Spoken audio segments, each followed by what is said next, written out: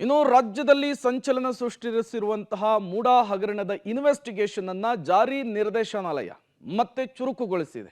ಇದೇ ಪ್ರಕರಣಕ್ಕೆ ಸಂಬಂಧಪಟ್ಟಂತೆ ಇನ್ವೆಸ್ಟಿಗೇಷನ್ ಚುರುಕುಗೊಂಡಿದ್ದು ಸಿಎಂ ಸಿದ್ದರಾಮಯ್ಯನವರಿಗೂ ಕೂಡ ವಿಚಾರಣೆಯ ಬಿಸಿ ತಟ್ಟುತ್ತಾ ಅನ್ನುವಂತಹ ಪ್ರಶ್ನೆ.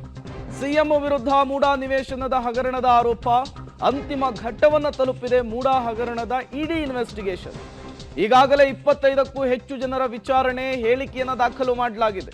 ಯಾವುದೇ ಕ್ಷಣದಲ್ಲಾದರೂ ಸಿಎಂ ಪತ್ನಿ ಪಾರ್ವತಿಯವರಿಗೆ ಸಮನ್ಸ್ ಹೋಗೋ ಸಾಧ್ಯತೆ, ಸಮನ್ಸ್ ಅನ್ನು ಕೊಟ್ಟು ತುರ್ತು ವಿಚಾರಣೆಗೆ ಹಾಜರಾಗಲು ಸೂಚಿಸುವಂತಹ ಸಾಧ್ಯತೆ. ಜಮೀನು ಮಾರಿದ ದೇವರಾಜು ಮಲ್ಲಿಕಾರ್ಜುನ್ ಸ್ವಾಮಿ ಹೇಳಿಕೆ ಈಗಾಗಲೇ ದಾಖಲಾಗಿದೆ. ಶೀಘ್ರದಲ್ಲಿಯೇ ಉಳಿದ 2 ಆರೋಪಿಗಳ ವಿಚಾರಣೆಯಾಗುವ ಸಾಧ್ಯತೆ ಇದೆ.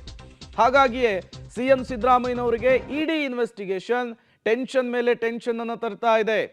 ನಿನ್ನೆ ಅಷ್ಟೇ A3 ಮಲ್ಲಿಕಾರ್ಜುನ ಸ್ವಾಮಿ ಸಿಎಂ ಸಿದ್ದರಾಮಯ್ಯನವರ ಭಾಮೈದ, ಸಿಎಂ ಸಿದ್ದರಾಮಯ್ಯನವರ ಪತ್ನಿ ಪಾರ್ವತಿಯವರ ಸಹೋದರ ಅವರಿಗೆ ಇಡಿ ಡ್ರಿಲ್ ಮಾಡಿದೆ. ಸಾಲು ಸಾಲು ಪ್ರಶ್ನೆಗಳನ್ನು ಈ ಹಗರಣಕ್ಕೆ ಸಂಬಂಧಪಟ್ಟಂತೆ ಕೇಳಿದೆ. ಈ ಪ್ರಕರಣದಲ್ಲಿ A3 Devaraju, A4 Devaraju, A3 Mallikarjuna Swamy, A2 ಪಾರ್ವತಿಯವರು, A1 ಸಿಎಂ ಸಿದ್ದರಾಮಯ್ಯನವರು. ಈಗ A3 A4 ಇನ್ವೆಸ್ಟಿಗೇಷನ್ ಆಗಿರುವಂಥದ್ದು, ಇನ್ನುಳಿದಿರುವಂತಹದ್ದು A1 A2.